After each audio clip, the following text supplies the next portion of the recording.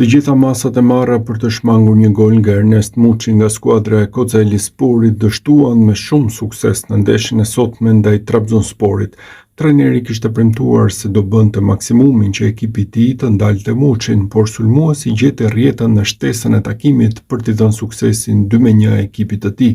Një gol që shërben për të treguar se çfarë forme të shkëlqyer po kalon sulmuesi shqiptar, pasi i vijon një seri mbreslënse në 10 ndeshjet e fundit që e bëjnë këtë padyshim momentin më të mirë të karrierës së tij.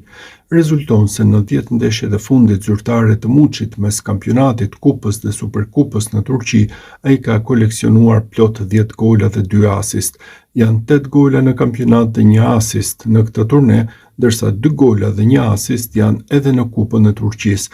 Shifra mbreslënse në një periudhë kohe thuajse 2 mujore që do i kishte zili çdo sulmues, gjë që ka bërë Muçin aktualisht si një nga protagonistët kryesor të futbollit në Turqi.